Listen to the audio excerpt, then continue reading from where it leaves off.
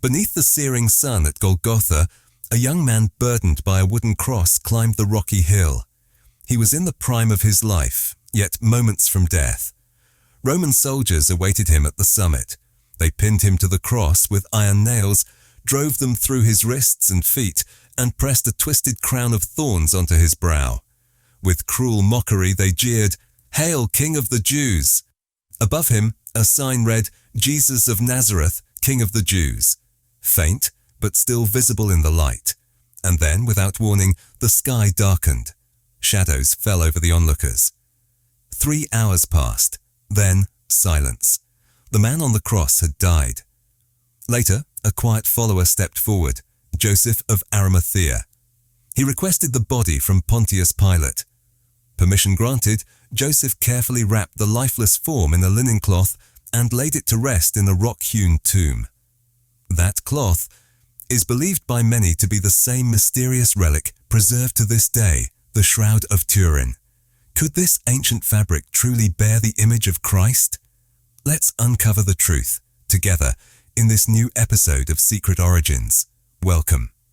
You've just heard the familiar account of the crucifixion recorded in all 4 Gospels, Matthew, Mark, Luke, and John.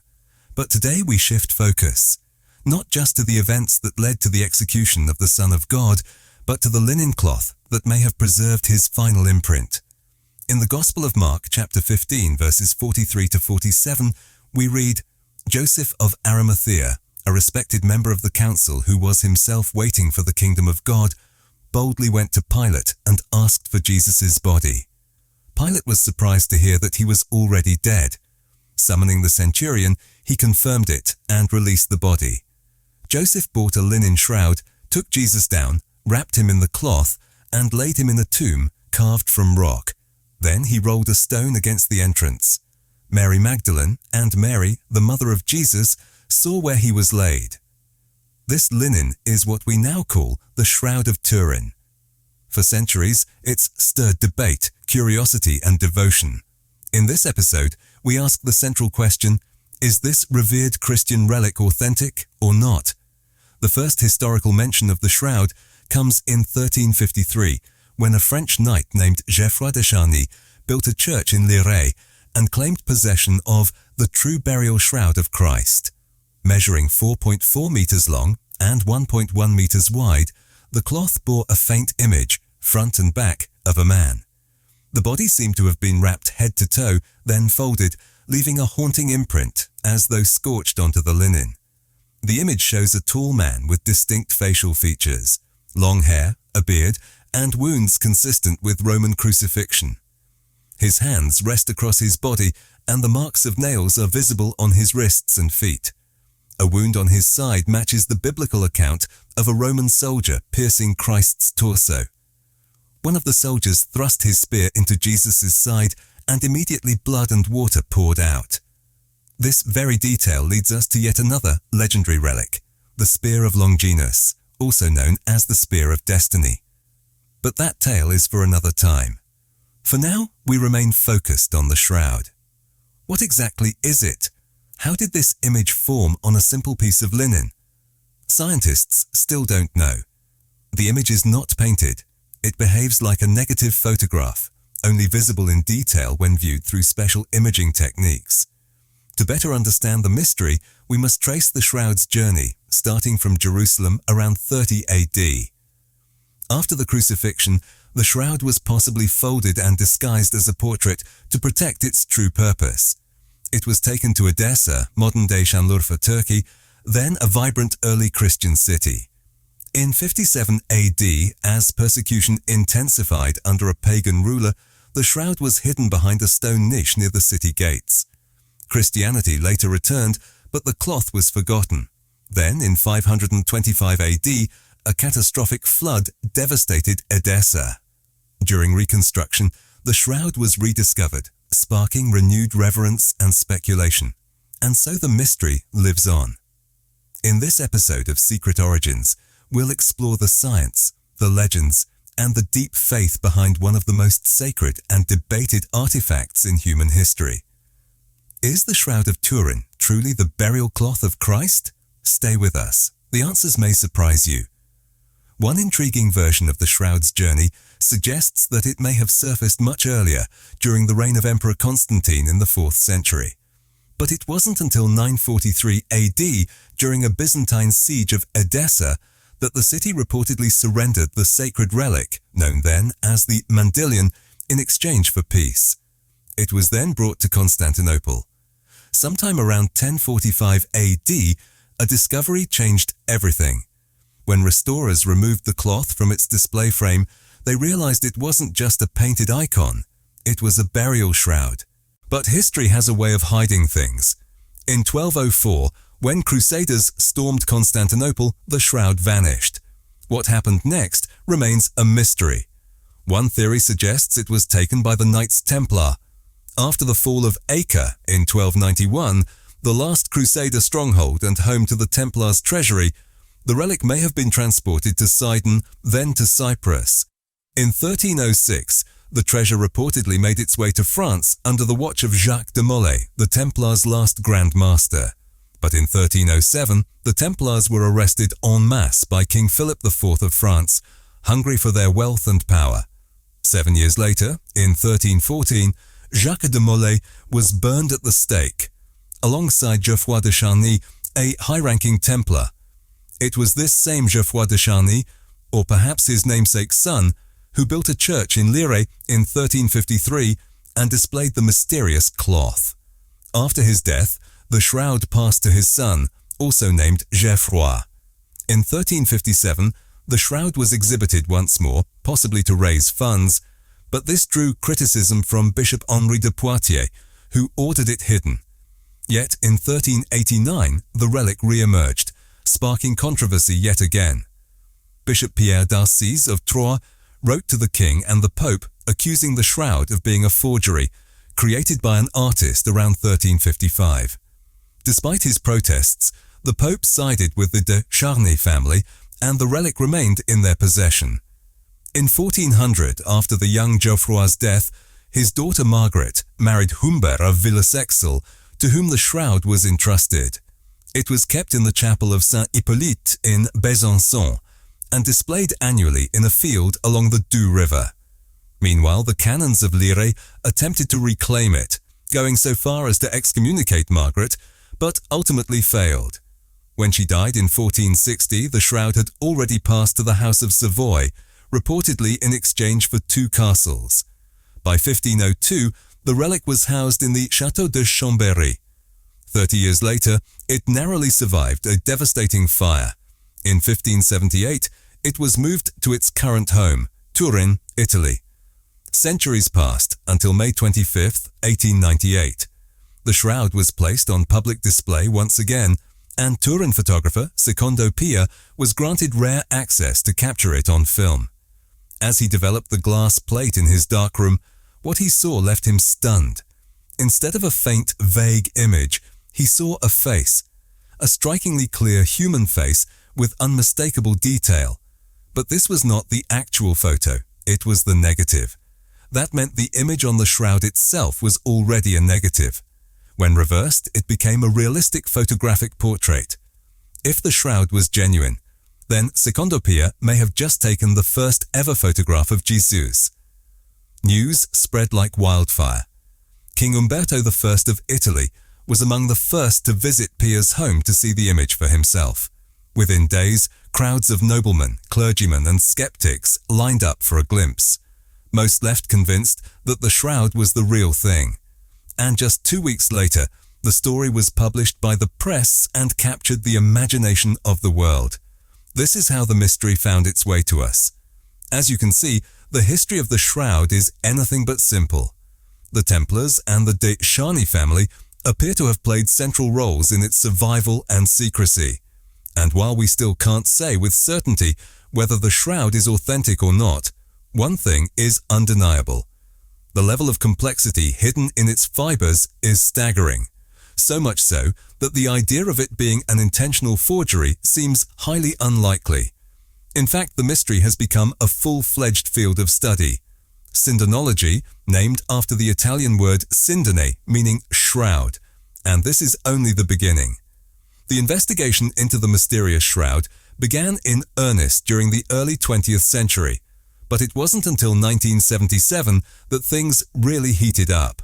That year, renowned microanalyst Dr. Walter McCrone got access to tiny samples from the relic. His microscopic analysis led to a controversial claim. He found particles of iron oxide and what appeared to be paint. Based on this, McCrone concluded that the image had been created by an artist, essentially labeling the shroud a medieval forgery made around the very time the samples were examined. But not everyone agreed. In that same year, a major research initiative was launched, STURP, the Shroud of Turin Research Project. It brought together a diverse team of 33 leading scientists, ironically the same number as the years Jesus lived. Their mission? To examine the shroud with the best technology available and no preconceived conclusions. What they found was astonishing. Their comprehensive analysis showed no traces of paint, ink, or pigment in the image. The idea of it being an artist's creation was effectively ruled out. Their official statement? The image belongs to a real human being, one who had been crucified. Even more compelling, the reddish stains on the cloth were confirmed to be real human blood. And yet, despite all this, the biggest question remained unanswered. How was the image created? To find out more, samples were sent for radiocarbon dating in 1988. The tests were conducted by 3 prestigious labs in Arizona, Oxford, and Zurich. The results were unexpected and, for many, devastating. The cloth dated back to somewhere between 1260 and 1390 AD. This suggested it was not from the 1st century, but rather a product of the medieval era. If that's true, then the shroud is a masterful forgery. But then comes the follow-up question. If it is a fake, who made it and how? Let's consider one of the most intriguing theories: radiation. Some researchers propose that the image was burned or imprinted onto the cloth by a sudden intense burst of energy, possibly ultraviolet light or another unknown form of radiation. But here's the twist. The radiation seems to have come from directly above the body, vertically. And that kind of energy? According to current science, it would require levels far beyond anything we can produce, even with today's technology. For believers, there's only one explanation. The image was created by a burst of divine light, the supernatural energy of the resurrection itself. Some scientists take a more moderate stance. They argue that a sudden and powerful release of energy at the precise moment the body passed through the cloth, perhaps during the resurrection, could explain the formation of the image. But here's the kicker. Even by the end of the 20th century, no laboratory in the world had been able to replicate the image on the shroud using any known technique. Let's be honest, that's a problem. If the image was created sometime between 1260 and 1390, as the radiocarbon tests suggest, how could anyone at that time have made something so advanced, so precise, and so mysterious? Maybe the clue lies in those exact dates. It was during this very window, sometime in the mid-14th century, that the shroud appeared in the church of Lire, founded by Geoffroy de Charny, a nobleman descended from the powerful Knights Templar. Which brings us to a theory that has sparked debate for decades. What if the man on the shroud isn't Jesus, but someone else? Some believe the face imprinted on the cloth might belong to Jacques de Molay, the last Grand Master of the Templar Order, a man tortured and executed by burning in 1314, just a few decades before the shroud surfaced. The connection between the shroud, the Templars, and their secret knowledge runs deep. The Knights Templar were originally formed in 1099 after the First Crusade, with a mission to protect pilgrims traveling to the Holy Land. But with only 9 founding members, some historians argue that protection was never their true objective. When they established themselves in the ruins of Solomon's Temple in Jerusalem, many believe their real purpose was to search for ancient relics, sacred artifacts, scrolls, or knowledge lost to time. And perhaps the shroud was one of their greatest discoveries. When it comes to ancient documents from the Holy Land, few are as well known as the Dead Sea Scrolls.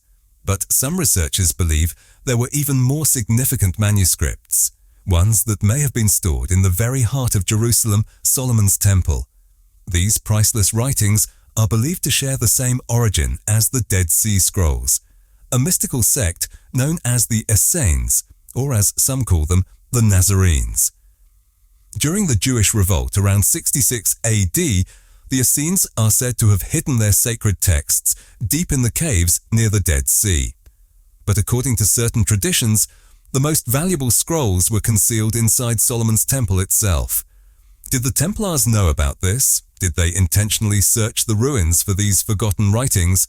We can't say for sure, but it's a possibility that continues to fascinate historians and mystery seekers alike. By the 12th century, however, the tide had turned. The Crusaders began losing ground in the Holy Land. The Second Crusade ended in failure, and in 1187, the legendary Muslim leader Salah ad-Din, retook Jerusalem. Over the next 100 years, 7 more crusades failed to bring the Holy City back under Christian control. In 1291, the fall of Acre, the Crusaders' last stronghold, sealed their defeat. The Templars, stripped of purpose but still holding immense wealth, became vulnerable, and King Philip IV of France was watching closely. After their expulsion from Jerusalem, the Templars had relocated to Cyprus, but the island was no safe haven. Eventually, they returned to France, unaware that the king had grown deeply envious and resentful of their power. We won't go into the full details of their arrest and downfall here, but it leads us directly back to one of the most debated theories surrounding the Shroud of Turin, that it bears the image of Jacques de Molay, the last Grand Master of the Templar Order. Historical accounts suggest that de Molay wasn't tortured in a church or courtroom, but within the temple in Paris, the Templars' own stronghold. According to some accounts, he may have been crucified, nailed to a wooden door, as a grotesque form of punishment, possibly because the Templars refused to accept Jesus as the Son of God, something that reportedly infuriated Inquisitor William Imbert. After his forced confession, it's said de Molay was taken down from the door and wrapped in a linen cloth, possibly one kept at the Paris temple. His body, covered in blood and sweat, was laid flat, and that combination may have left behind an imprint. Some speculate that this moment somehow photographed his image into the cloth, though no scientific tests have confirmed this theory. What we do know is that shortly before or after the executions of de Molay and Geoffroy de Charny, the shroud found its way into the possession of the de Charny family. Less than 4 decades later, the cloth appeared publicly, displayed in a church in Liray near the estate of Geoffroy de Charny's grandson, who shared his name. To many in medieval Europe, Jacques de Molay was a martyr. In fact, centuries later, as King Louis XVI was led to the guillotine during the French Revolution, someone in the crowd reportedly shouted, "Jacques de Molay is avenged." The idea that the shroud could bear the image of de Molay, not Jesus, remains one of the most debated theories to this day. And the strongest argument behind it? That radiocarbon dating places the fabric between 1260 and 1390 AD, right around the time of de Molay's death. But here's where things get interesting. Several researchers have questioned the accuracy of that dating. Without diving too deep into the science, here's the gist. When studying the chemical composition of the cloth, scientists found something surprising. The outer edges of the shroud contained around 37% vanillin, an organic compound that slowly breaks down over time. Yet in the center of the cloth, the area with the image, there was none. 0% vanillin. What does that mean?